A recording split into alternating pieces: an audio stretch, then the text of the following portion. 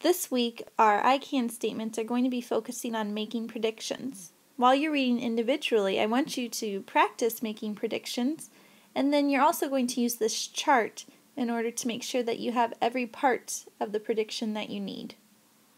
This chart will help you record your guesses, reasons, and evidence, which is why I call it the GRE.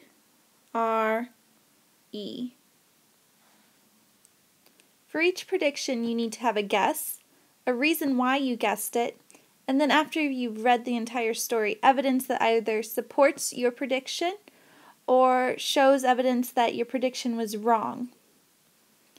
By looking for evidence that either supports your prediction or doesn't, you're able to reevaluate your thinking. By reflecting on your predictions, you're going to be able to make better predictions in the future. Now, before you fill in your own GRE chart for your predictions, I'm going to practice it with you. We're going to read a story together, and while reading, we're going to stop and make predictions about what's going to happen next. The story's called Funny Faces. By looking at just the title and the pictures on this page, I can already make a prediction about what's going to happen in the story. So my guess right now, or my G, is going to be about these pictures. I am guessing that this story is going to be about these children and how they like to make funny faces.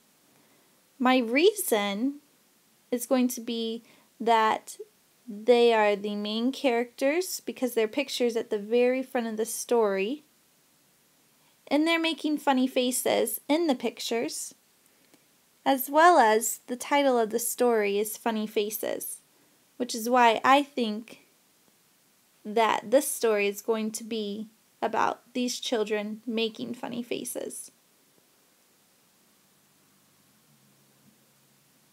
Now let's go ahead and read the story together.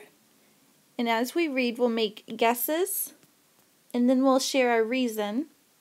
And at the end of the story, we'll go back and fill in our evidence. Remember, by filling in our evidence, we can tell if the story prediction was correct or incorrect. Let's go ahead and start reading. Funny Faces by Kelly Hashway. Liz stared at the large envelopes in Mr. Mason's hand. The school pictures were here. Liz had been so excited on picture day. She'd just gotten a new haircut and a brand new sweater. Her mom had even let her wear lip gloss. Now she'd finally get to see how the picture turned out. Now, by just reading this first paragraph, I'm going to guess that Liz's picture didn't turn out too great because she had a lot of information in here about what she had just done. So to me, it sounds like she's kind of hyping it up. So my reason is that she's spent a lot of time doing all of this and she's excited to see it, which makes me think that the picture didn't turn out too great. When you get your envelope, please locate the spare photo for the classroom display, Mr. Mason said. That statement right there also makes me think that the picture's not going to turn out well because Mr. Mason was to put them on display. Mr. Mason had a wall of fame board in the back of the classroom. Every year he posted pictures of his students and had them sign their names. Mr. Mason placed an envelope face down on Liz's desk. Retakes are on Wednesday, he whispered. Ooh, that statement right there also goes back to my original guess that it didn't turn out so well when he said retakes are on Wednesday. Retakes? Liz panicked.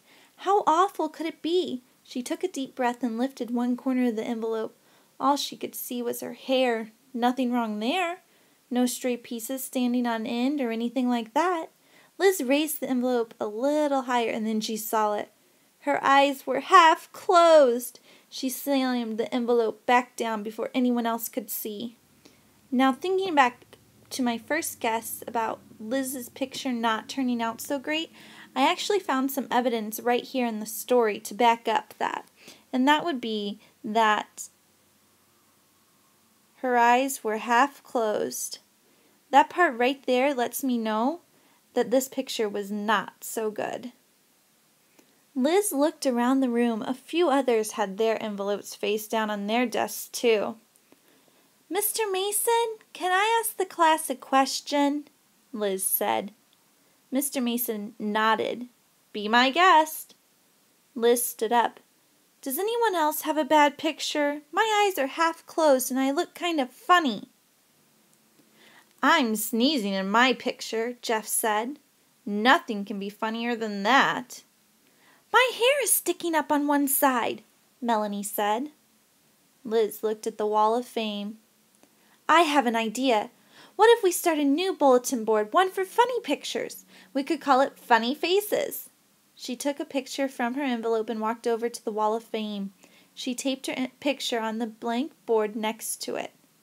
Mr. Mason handed her a marker and Liz wrote, "Funny Faces," in big letters. So think way back to my first guess about what the story might actually be about. If you think, we have some evidence. The picture that Jeff said he had was him sneezing. That's definitely evidence of a funny face. And Melanie, her hair is sticking up. Now, if you also look down here in this paragraph, Liz wants to call it Funny Faces. This evidence helps support my guess that this story was going to be about funny faces and also the two children up in the pictures. Without saying anything, Jeff and Melanie posted their pictures next to Liz's. Several others added their pictures too. Liz looked at the photos and laughed. "Mr. Mason, you might want to tell the photographer that there's going to be a long line for retakes." Now looking at my GRE, I have already filled in all the information that we gathered from the story. Remember, my first guess was that the story was going to be about two kids that made funny faces. The reason I had that was from the pictures in the title.